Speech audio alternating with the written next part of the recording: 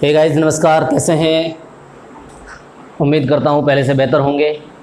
चलिए आज चलते हैं हमारे नए वीडियो के साथ, जिसमें हम आपको बताएंगे कि अर्थशास्त्र में हम किन बुक्स का यूज़ करें और किन बुक्स को पढ़ते हुए हम ऊंचाइयों तक पहुंच सकते हैं। पिछले वीडियो में हमने बताया था आपको कि अर्थशास्त्र के क्षेत्र में हम भविष्य निर्माण कहाँ कर सकते हैं, लेकिन उससे पहले हमें ज़रूरी होती है एक रणनीति तय करना, और रणनीति के साथ साथ हमें ज़रूरी होता है कि हम एक हमारा आधार बनाएं, जिस आधार पर हम चल करके आगे समस्याओं का सामना ना कर सकें। तो साथियों, उसी एक आधार को बनाने के लिए मैं आपके सामने ये वीडियो लेकर के आया हूँ। इसमें मैं आपको कुछ बेस बुक्स को बताऊंगा जो आपकी इकोनॉमिक्स के क्षेत्र में नींव को मजबूत करेंगी। आप जानते हैं जिस मकान की नींव मजबूत होती है वो लंबे समय तक चलता है और उसके ऊपर कितना भी मंजिल मकान बढ़ाओ वो आराम से टिक सकता है, लेकिन जिस मकान की नींव मजबूत नहीं होती है उस मकान को भी ज़्यादा समय तक नहीं टिका रहा जा सकता, वो मकान ज़्यादा समय तक नहीं टिक सकता। वही स्थिति हमारी है जब हम शुरुआत में ही अच्छी बुक्स का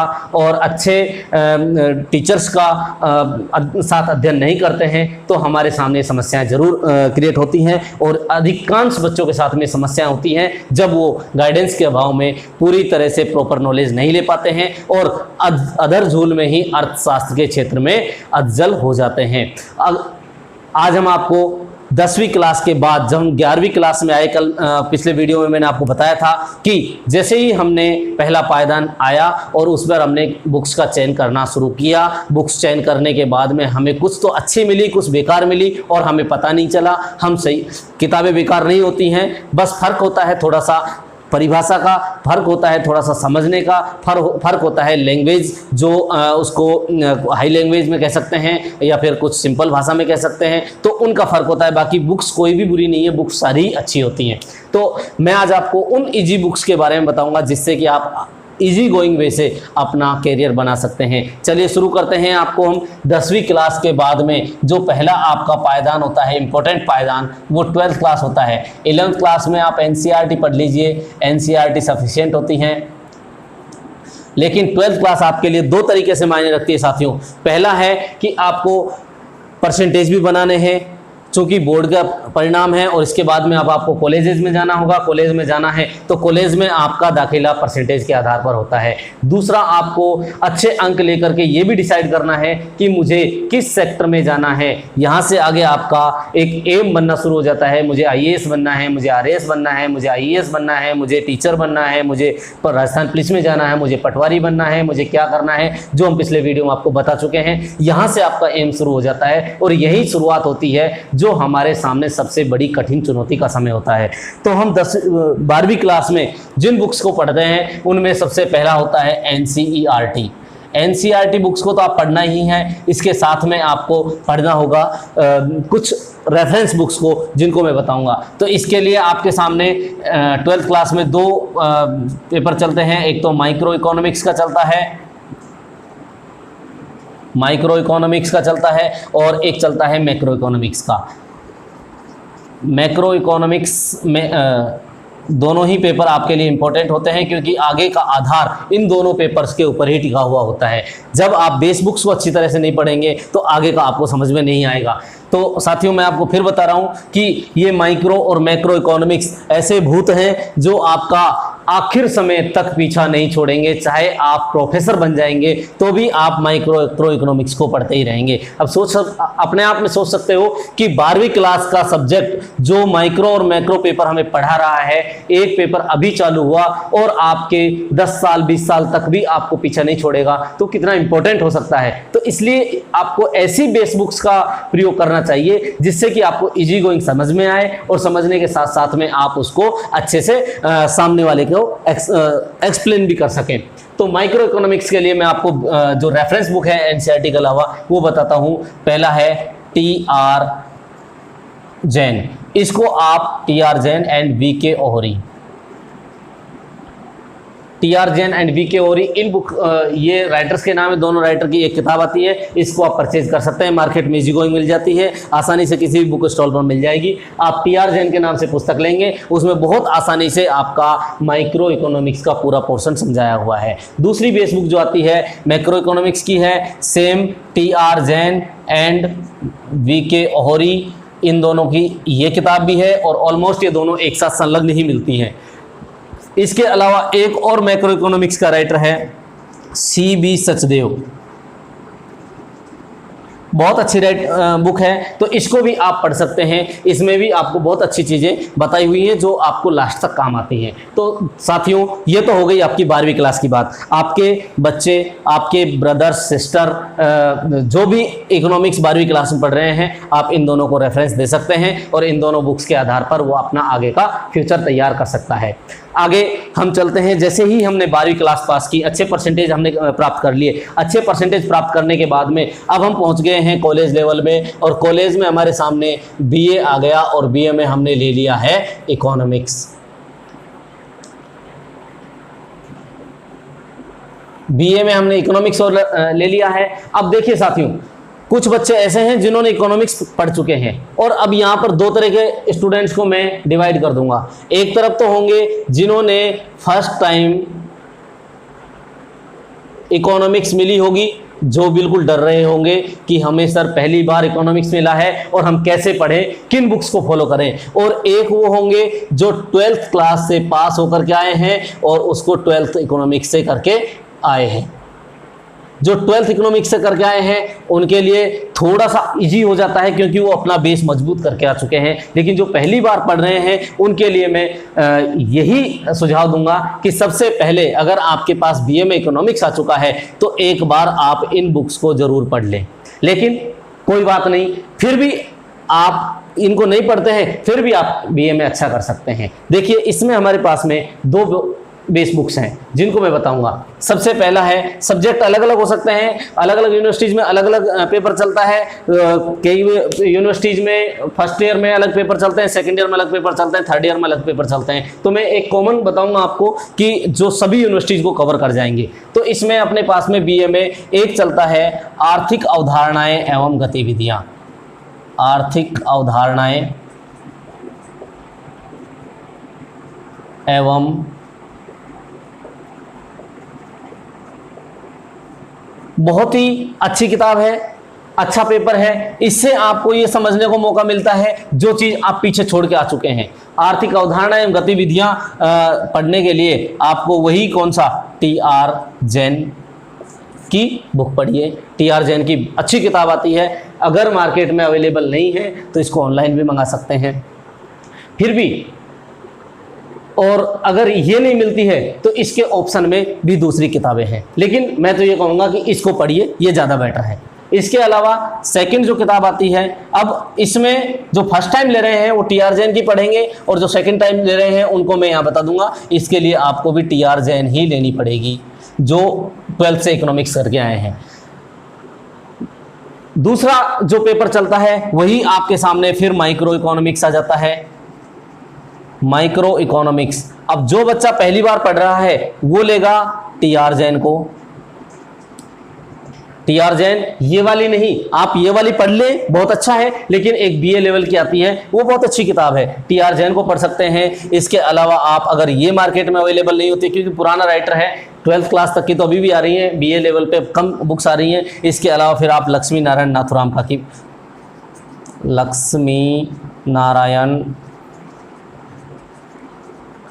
नाथुराम का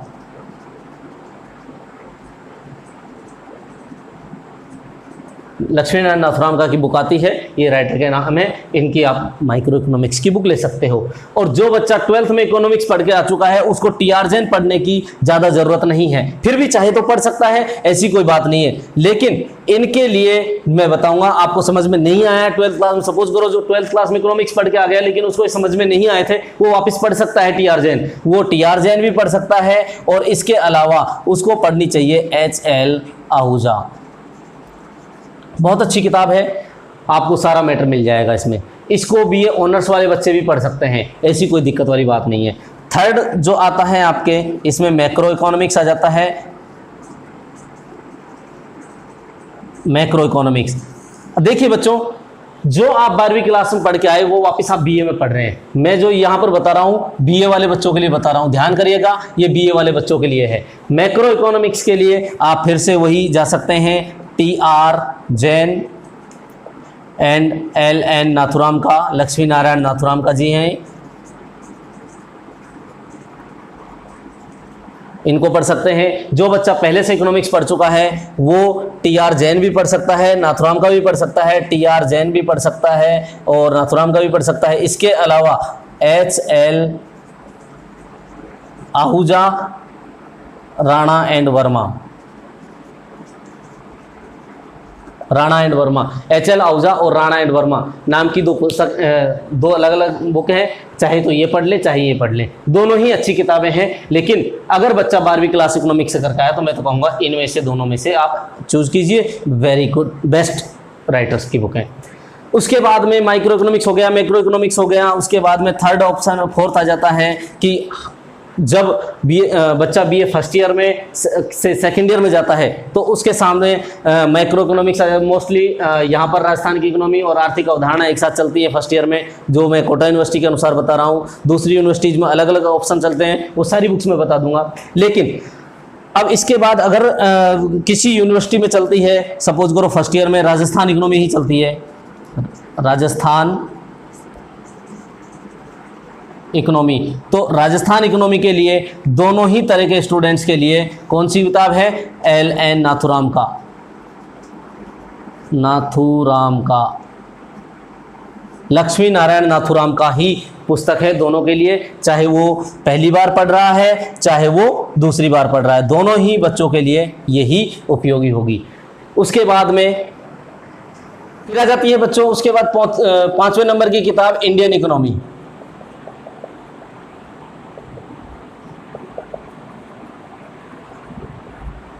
इंडियन इकोनॉमी के लिए हम कौन सी बुक पढ़ें? अब यहां तक तो था जो बच्चा पहली बार इकोनॉमिक्स ले रहा है, जो पहले से इकोनॉमिक्स ले रखा, उनके लिए थोड़ा सा डिफरेंस था। लेकिन अब यहां पर दोनों के लिए समान है। तो इंडियन इकोनॉमी के लिए बच्चा ले सकता है, फर्स्ट है मिश्रा एंड पुरी, अच्छी किताब आती है, मिश्रा एंड पुरी की है, भारतीय अर्थव्यवस्था के नाम से है। लेटेस्ट एडिशन खरीदें जिसमें आपको संशोधित आंकड़े भी मिलेंगे। इसके लिए मैं आपको दिखा सकता हूं कि देख रहे हैं ये मिश्रा एंड पुरी की है, जिसको आप परचेज कर सकते हैं, मार्केट में आपको आसानी से मिल जाएगी। इसके बाद आप आ सकते हैं रुद्र दत्त एवं सुंदरम, दत्त एंड सुंदरम, दत्त एंड सुंदरम नाम की भारतीय अर्थव्यवस्था नाम से किताब आती है। इसके अलावा आप अगर और ज़्यादा पढ़ना चाहते हैं तो Lal and Lal, SN Lal, SK Lal, Lal and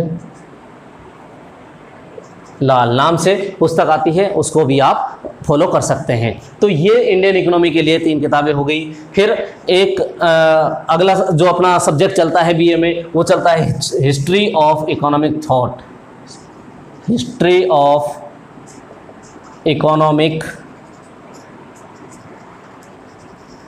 thought. तो बच्चों हिस्ट्री ऑफ इकोनॉमिक थॉट है, उसके लिए आप जो राइटर यूज करेंगे वो होगा आपका VC Sinha, SINHA, VC Sinha नाम के राइटर हैं। उनकी किताब बहुत अच्छी आती है, उसको आप फॉलो कर सकते हैं। मार्केट से में अवेलेबल हो जाएगी और मार्केट में नहीं मिलती है तो ऑनलाइन भी इसको मंगा सकते हैं। इसके बाद में आपकी एक नेक्स्ट जो बुक चलता है, नेक्स्ट पेपर चलता है, उसे हम कह सकते हैं मैथमेटिकल मेथड्स फॉर इकोनॉमिक्स, अर्थशास्त्र में गणित के प्रयोग, अर्थशास्त्र में गणित के प्रयोग। इसके लिए आप लक्ष्मी नारायण नाथुराम का की पुस्तक को फॉलो कर सकते हैं। इसके अलावा और ज़्यादा पढ़ना चाहते हैं तो BC मेहता हैं, BC मेहता की बुक भी आप फॉलो कर सकते हैं। देखिए शुरू से बता रहा हूँ, आर्थिक अवधारणा एवं गतिविधियाँ, माइक्रो इकोनॉमिक्स, इसे हम व्यष्टि अर्थशास्त्र कह देते हैं, व्यष्टि अर्थशास्त्र। इसके लिए आपको मैंने बता दिया है माइक्रो और मैक्रो में ही डिफरेंस है, बाकी चीज़ों में डिफरेंस नहीं है। उसके बाद में मैक्रो इकोनॉमिक्स हो जाएगा, समष्टि अर्थशास्त्र है, समष्टि राजस्थान इकोनॉमी राजस्थान की अर्थव्यवस्था है, इंडियन इकोनॉमी है, हिस्ट्री ऑफ इकोनॉमिक थॉट है, अर्थशास्त्र में गणित के प्रयोग हैं। आखिरी जो बचता है जो BA में आने वाला पेपर है वो हो जाता है सांख्यिकी। तो सांख्यिकी के लिए आप मार्केट से परचेज कर सकते हैं। कैलाशनाथ नागर, हिंदी मीडियम के बच्चे हों चाहे इंग्लिश मीडियम के बच्चे हों, इसको फॉलो कर सकते हैं। कैलाशनाथ नागर है सांख्यिकी के मूल तत्व, और एसपी गुप्ता है इंग्लिश मीडियम वाले बच्चों के लिए है। तो इस तरह से हम बीए में काम आने वाली किताबों को खरीद सकते हैं, जो बुक्स हमें बीए में काम आ रही हैं। तो आज के वीडियो में मैं आपको इतना ही बताऊंगा कि बीए लेवल तक हम किस प्रकार से किन किन बुक्स को यूज कर सकते हैं और हम अच्छा स्कोर कर सकते हैं। साथियों, आप इन बुक्स को फॉलो कीजिए, और फॉलो करने के साथ साथ आप फिर पढ़िए, इसके लिए सिलेबस निकालेंगे, आपको पता चल जाएगा। इनमें लगभग आपका सारा सिलेबस मिल जाएगा, तो आपको पता चलेगा कि कौन सी बुक किस चीज़ के लिए इंपॉर्टेंट है। अब मैं आपको बता दूं मैंने कौन कौन सी बुक फॉलो की हैं। 12वीं क्लास तक मेरे पास में इकोनॉमिक्स थी, तो मैंने दोनों टी.आर. जैन वगैरह ये सारी चीज़ें पढ़ी हैं। मैंने ये सारी की सारी किताबें जितनी भी लिखी हुई हैं यहाँ पर, ये सारी किताबें फॉलो की हुई हैं, सारी किताबें पढ़ी हैं। और इसके साथ मैं अगले वीडियो में आपको फिर आऊँगा और फिर मिलूँगा। इससे पहले आप इस पूरे वीडियो को देखा है, अगर आपको पसंद आया तो लाइक करें, सब्सक्राइब करें, और अगले वीडियो को देखने के लिए इस चैनल को शेयर ज़रूर करें।